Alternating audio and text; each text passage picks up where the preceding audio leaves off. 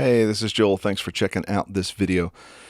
In this video, I'm just going to show you a quick little trick for creating the perspective of a microphone across the room from a guitar amp. Basically, when you have fewer guitar parts, sometimes it's nice to create a bigger image to have additional microphones on the track. Sometimes you don't have enough mics or inputs or whatever to do that.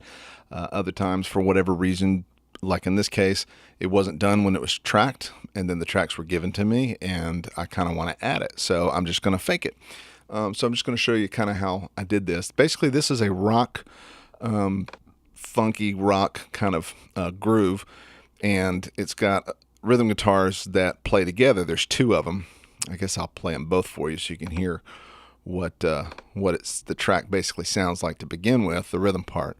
So here's what I was given.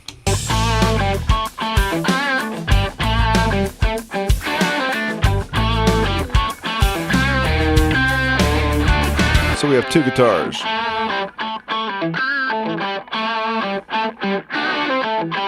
And it sounds cool. But both of these mics are right on the amp, which means it sounds very immediate and very intimate. You're right up on the amps. So it's got a very close feeling.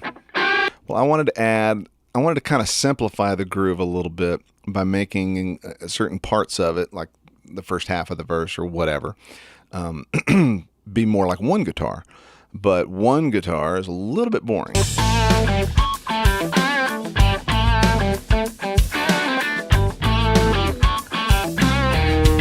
So I wanted to basically go, okay, so I wanted to add microphones to that. But obviously it's already been recorded. I can't actually add microphones, can't actually record anything else, so I'm just going to fake it. So this is what I've done, and this is what the fake sounds like. It's a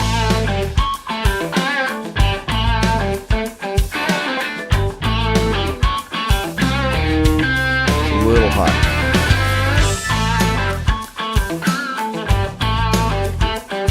So now you have a fuller stereo perspective. Okay, so the mic on the right obviously is the amp. The one on the left is picking up the room. Okay, so how did I do that? Well, first of all, I just created an auxiliary, a post fader auxiliary, because post fader is important, obviously, because any automation moves that you want to make to this track during the song, ideally you're doing it to the whole instrument, which means you really want to do both of these together. So you could do it pre-fader and then group these two as a fader group and whatever, but it's just easier just to use a post-fader send. And then as I do this up and down, it's affecting the level of the send to over here. So anyway, created an auxiliary, has the same input as the bus that I'm sending to. And I'm using a delay, followed by an EQ, followed by some ambient effects. So we'll just take these one at a time here, and I will go ahead and make this pre-fader so that we can kill the original track and you can hear just the double, the fake double here. So this is the track with just delay on it, which sounds like a mic on an amp. And you can't tell that it's delayed because you're not listening to the other one. Now you can tell they're delayed. But they have the same frequency response. They have the same amount of intimacy, the same room information or lack thereof. So in order to, all that does, I lost my train of thought for a sec. All that does is just simulate the time that it takes from the sound to get from a guitar amp to a mic 10 feet away, basically. And that's all we're doing. So it will be delayed, which would be happening. That would be a natural part of the phenomenon if you had stuck a mic 10 feet across the room from the amp. The other thing that would happen, as you back things off, the frequency spectrum changes. When you get right up close to a microphone, you have more low frequency, and you have more high frequency, the consonants and all the mouth noise and all that kind of stuff. Well, the same is true for a guitar amp, too. If as you back off, you lose some of that low intimacy and you lose some of the high. The frequency ends of the frequency spectrum, the lows and the highs, tend to to die off a little bit. Unless the sound is an obviously low frequency sound like a kick drum. If you get 10 feet across the room from a kick drum, sometimes, you find that node in the room or that sweet spot where it sort of blooms and it's artificially huge, the low end or whatever. And that's a great place to put a room mic to really capture that. But if it's something like a guitar amp or whatever, generally the more you back off, you're going to lose a lot of that low definition. So basically what I've done here is I'm just rolled off. I've got roll off here and I've rolled off around 250 or so. I've rolled the highs off down around 8K or so. I've pulled out some low mids, 450, and I boosted a little bit of, mid-range 2.8K or whatever. So I will play the track. And here's what it's like with the EQ.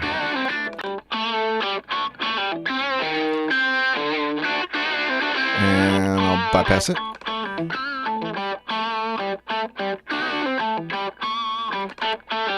And then again in. So it just makes it a little more mid-range focus, a little more drive, a little more aggressive, and less intimate. So the delay, the EQ, so I've changed the timing, mimicked the timing of a mic 10 feet or so away, mimic the frequency response that mic will be hearing directly from the amp, and the straight line between the mic and the amp, or the amp and the mic. And then I'm going to now add the ambient information that mic will be picking up as well.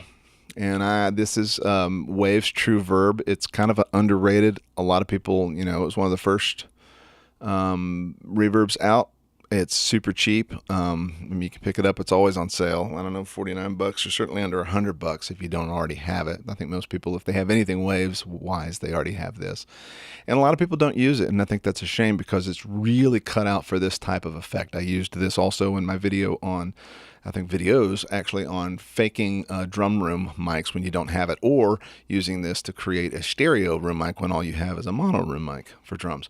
It's great for doing that type of stuff because you have independent control over the direct signal, the early reflection portion of the ambient sound, and then the reverb portion of the ambient sound.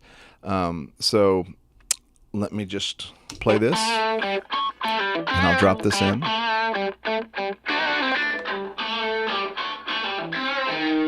So that's a pretty live sounding room.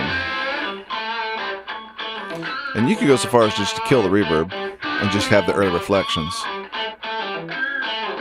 And by the way, this isn't a special preset. I think I can just reset the factory default here. Boom. And all I did was just pull this down to get rid of some of the reverb, and then pulled it down more here, and then pulled down the direct signal a little bit. So I was mostly emphasizing the early reflection content, which sounds very roomy.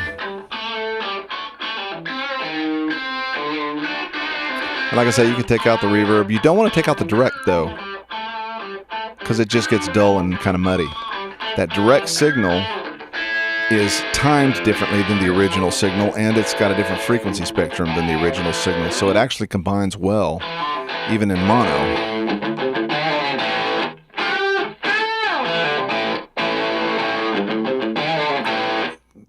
But in stereo, it's really nice. And that's a bit loud. The effect is loud because, again, I'm using pre-fader in order to be able to isolate that one. So when I take it off a pre-fader and you just listen to the two together, that's a better balance there.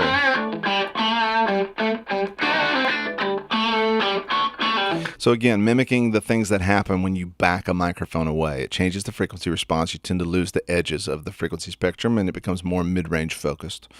Obviously, there's a timing difference, and because the mic is not moving around, it's not modulating. It is a static time difference. So I just have a static, in this case, 10 millisecond delay.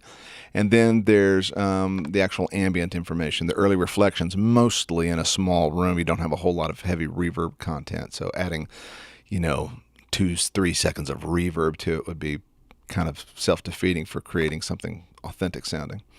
So in the context of the music then, this single guitar, can actually drive it, carry it.